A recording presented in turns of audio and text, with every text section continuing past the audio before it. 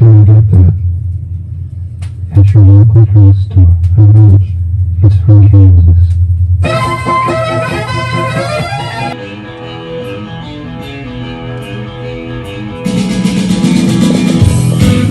Hey everybody, welcome! Yep, the Kentucky Headhunter.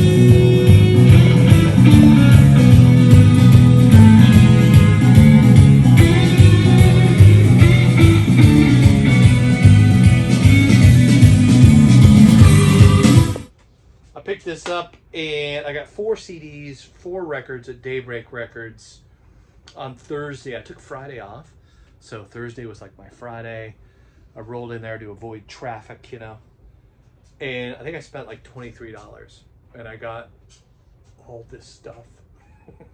All this used great stuff. And, well, you know, great. It's up to you, right? You decide. We get into it. Here's some cool honorable mentions while shopping at Daybreak that I passed on, but... I got the top laid back. Got my cool rays on. Now look at here, baby. This can't be long.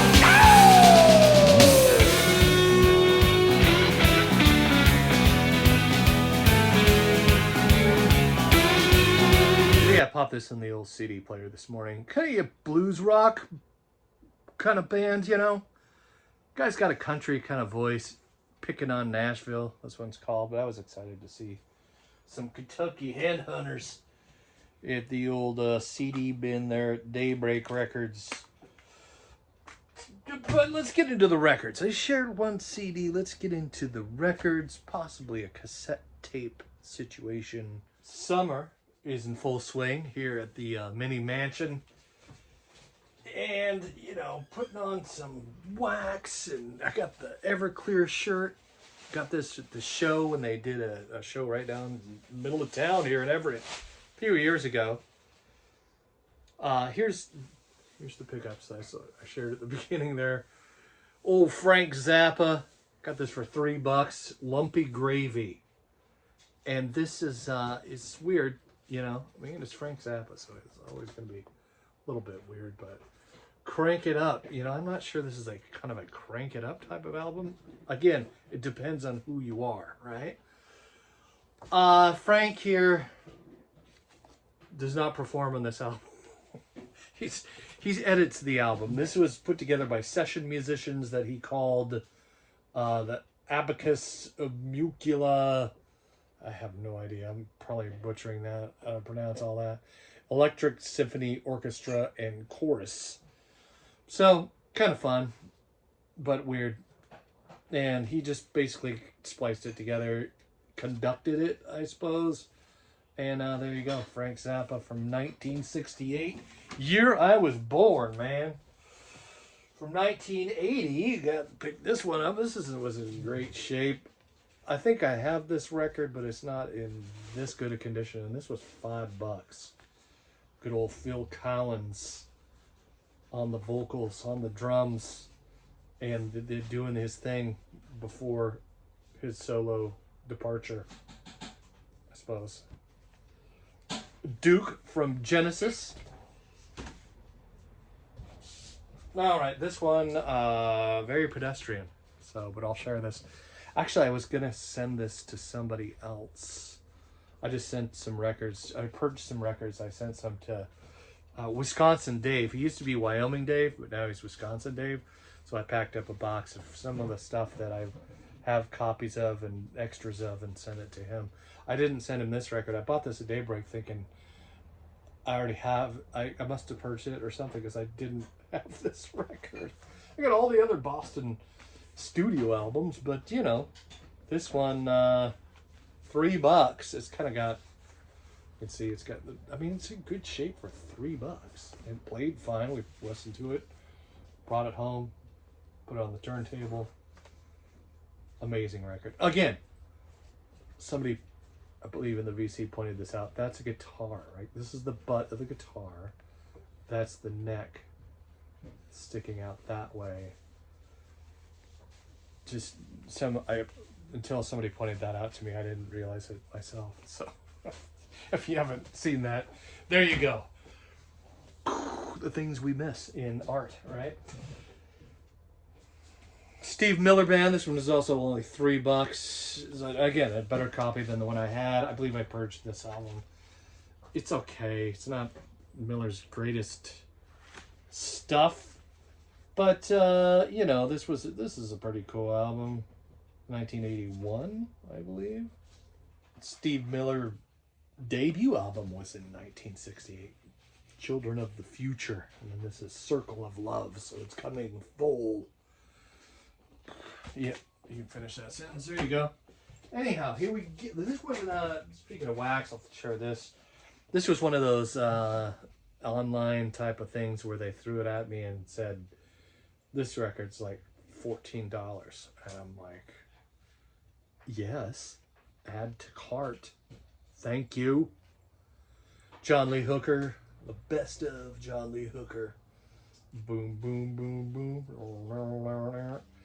Yeah, lots of great stuff in here. Again, we're seeing George Thorogood later on this Thursday. Thursday's George Thorogood, so that'll be, he covers a lot of John Lee Hooker. You know, One Bourbon, One Scotch, One Beer is a John Lee song. Also, Red House Blues.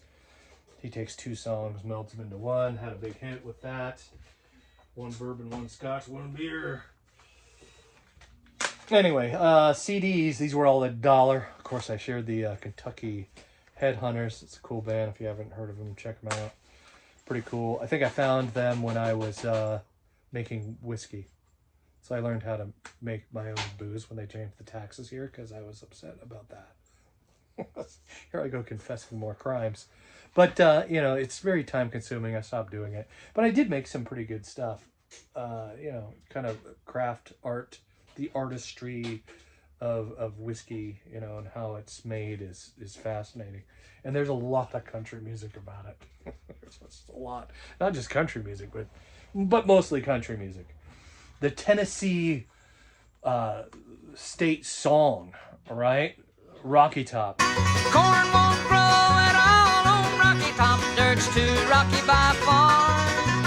That's why all the folks on Rocky Top get their corn from a jar. That song is about making moonshine. That's what that song is about. It's not necessarily about Tennessee as much as it's about making liquor out of a still. That's what that's about. That's about there, son. Back in the hill, lived my old pappy, and he had him a still. He brewed white lightning till the sun went down, and then you'd fill him a jug and he'd pass it around. Mighty, mighty pleasing, pappy's corn squeezing. White lightning. And so, yeah, as a guy who almost died as a young man drinking alcohol, spirits, right? It was also cool to dive in and discover the artistry of it, because it's not just about getting wasted, you know, liquor's quicker, wine, beer, right? No, it's about the fact that there is different tastes to it. There is an artistry to it. It has a long history. And yeah, that's another thing I dug about making craft booze in my basement for a while. But yeah, it just got kind of old and time consuming. And for something completely different, John Coltrane, $1, best of John Coltrane.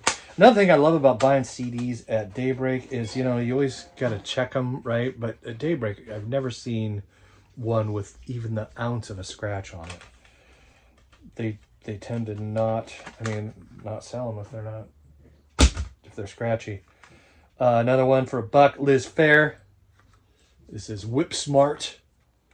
This is the follow-up album to, you know, Exile in Guyville, which was her big hit record. And yeah, this one's all right. She got some crap from the record companies for you know that. There's a whole, you could go down a Liz Phair story rabbit hole. It's easy to do. Another excellent female singer, Joss Stone. Just thinking of Dana loves some Joss Stone. The Soul Sessions. And there's some really cool stuff on here. It's like the back of a jukebox for the track list kind of a thing. Very cool. And yeah, so that's what I got. Daybreak Records. We'll leave you with this. Later that night, went to a friend of mine's house and dropped off a present for him. It was his birthday.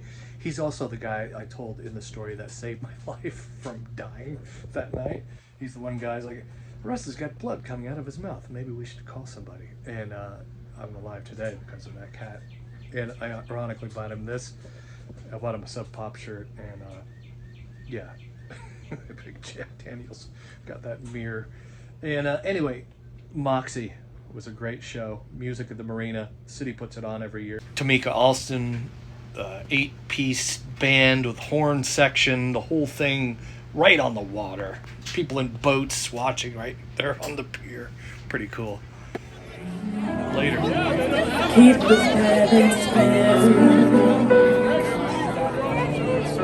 force from loving. It's going to be a good one. I'm pretty sure. We've come too far to give up who we are.